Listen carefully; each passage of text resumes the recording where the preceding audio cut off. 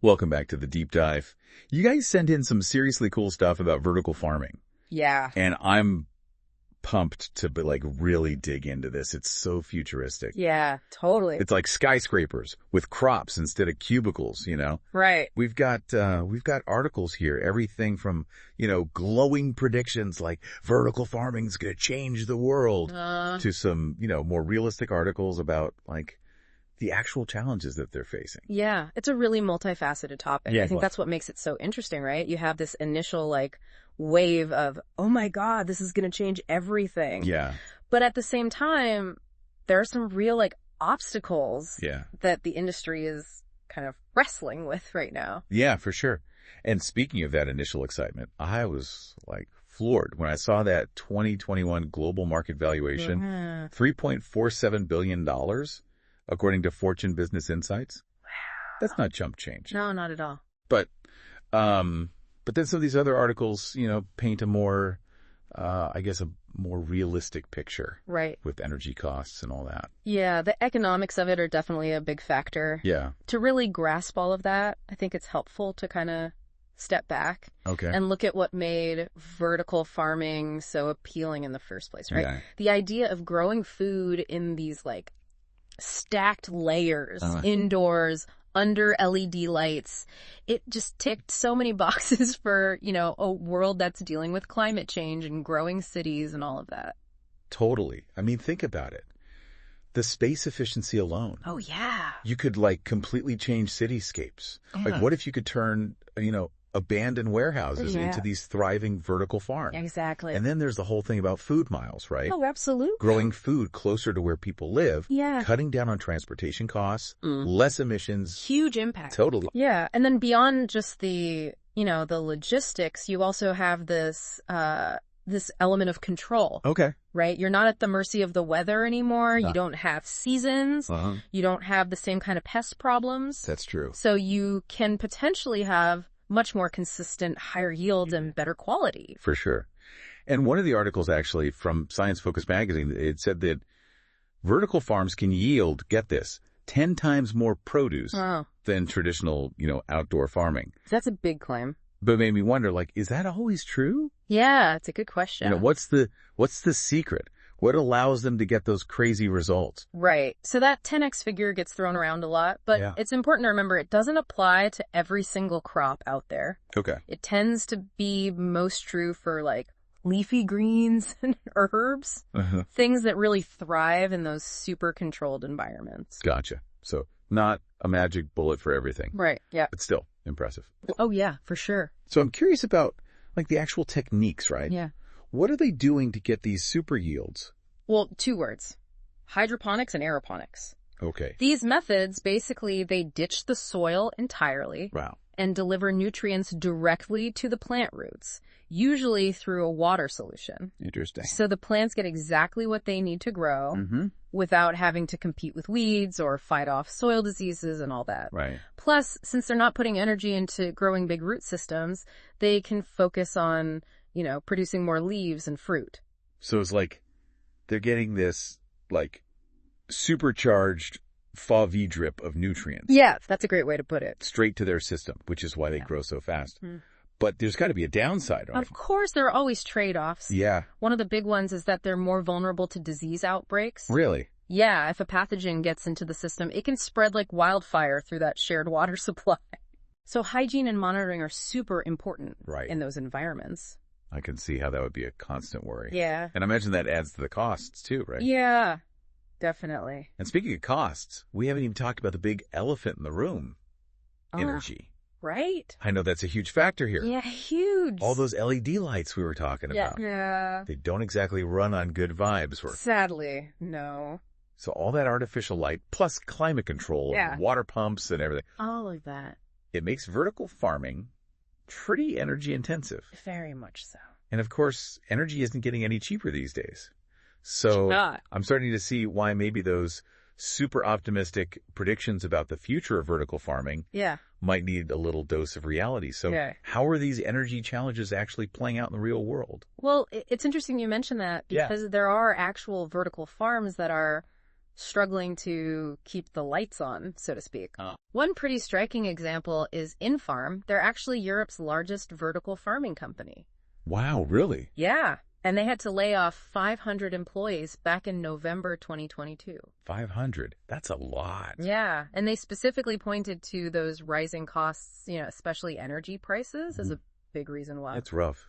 It really shows that these aren't just like theoretical problems. Oh, absolutely. This is having a real impact on people. Yeah. And livelihoods. Absolutely. And it makes me wonder, what about those smaller vertical farms? Yeah. Can they even survive if a company as big as Infarm is struggling? That's a great question. And honestly, those smaller farms are often even more vulnerable. Really? Yeah, they don't have those economies of scale or maybe the same kind of financial backup to ride out these tough times. And that's where we see this kind of other layer of complexity coming in. Oh, okay. What's that? Well, think about the crops that vertical farms usually focus on. Okay. It's a lot of those high value herbs. Yeah, basil and stuff. Exactly. Salad greens, leafy greens, those sorts of things. They're often seen as, more luxury items. Yeah, compared to potatoes or onions. Right, exactly. So when people are feeling the squeeze financially, those fancy greens are probably the first things to get cut from the shopping list. Makes sense. So it's kind of a double whammy for vertical farms. Yeah. Costs going up, demand potentially going down. Tough spot. Yeah, it sounds like it. So with all these challenges, is there even any hope for vertical farming's future? Yeah, is it just a cool idea that, doesn't really work in the real world? Yeah. Well, I wouldn't count vertical farming out just yet. Really? I think these tough times could actually be a push for some really cool innovation. Well, that's a good way to look at it. So instead of giving up, they're getting creative. Exactly. They're looking for ways to, make it work. Yeah, so tell me, what kind of innovations are we talking about? What are they doing to make vertical farming more viable? One of the biggest areas is energy efficiency. Mm-hmm. Researchers and companies are really experimenting with different LED lights that use less energy, but still give the plants, the best light for growing. Got it. It's imagine an LED that's tuned to give basil, its perfect light recipe, without wasting energy on light that it doesn't even use. That's really cool. It's like a custom light show for each plant. Exactly. So that's good for the planet and good for their bottom line. What about climate control? I feel like that must use a ton of energy too. Oh, yeah, absolutely. That's another area where they're making strides. Okay. They're developing these really smart climate control systems that can adjust the temperature, humidity, airflow, all that. Wow. Based on real-time data from sensors all over the farm. So it's all about precision and optimization. Making sure every little bit of energy is used in the best way possible. Are there any other cool technologies on the horizon that could help vertical farms out? Oh, yeah, for sure.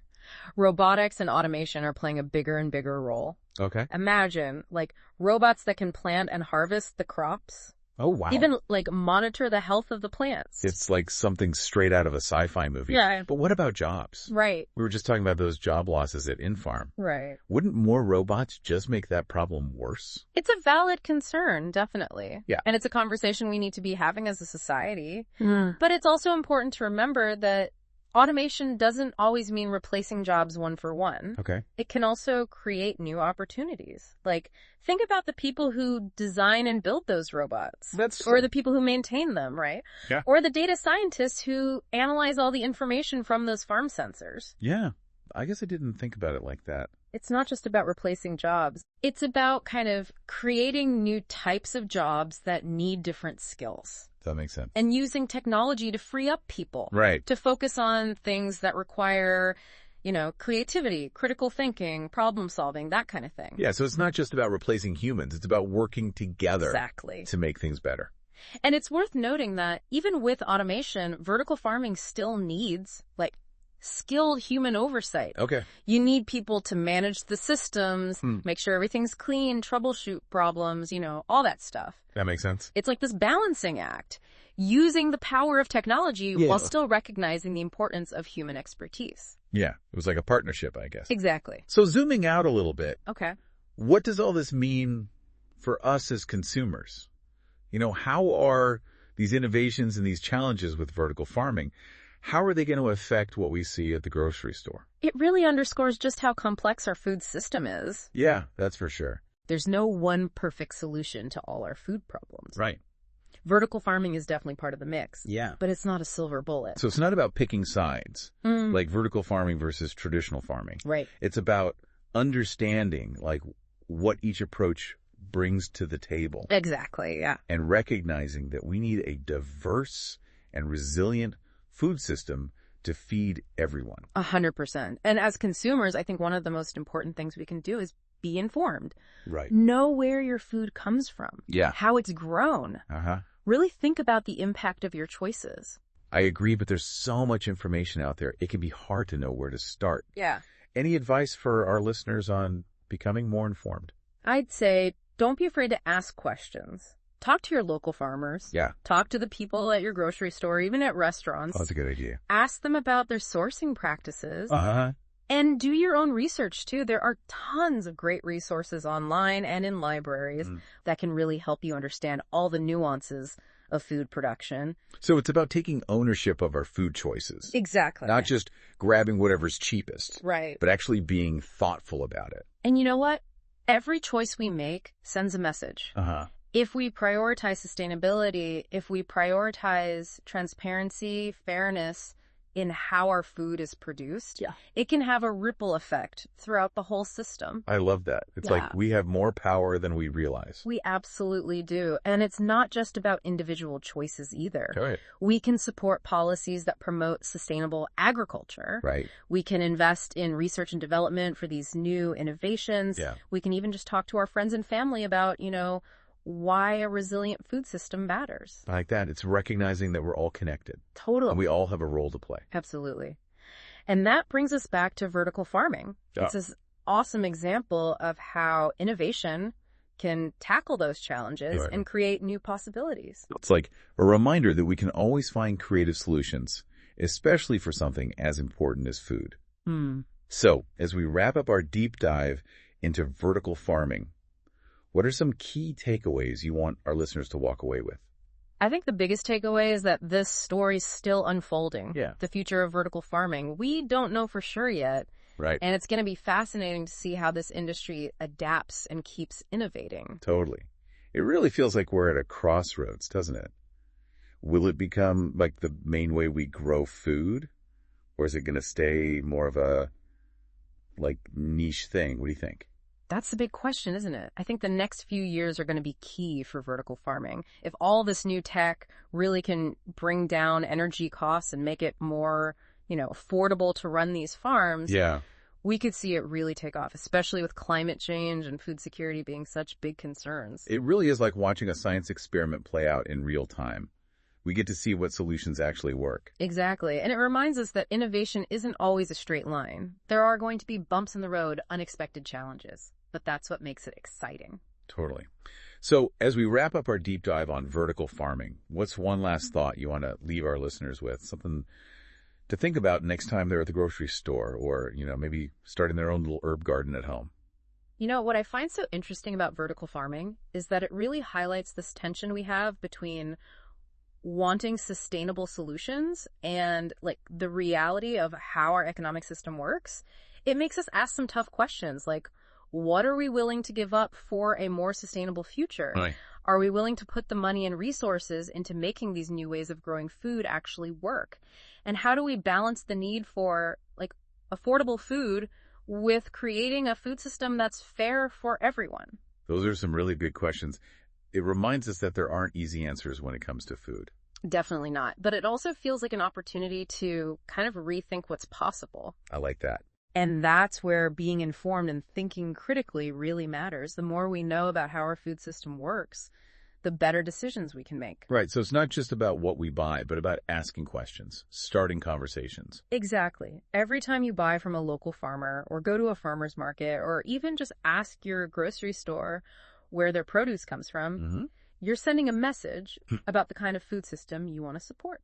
That's empowering. It is. And remember, it's not all on us as individuals either.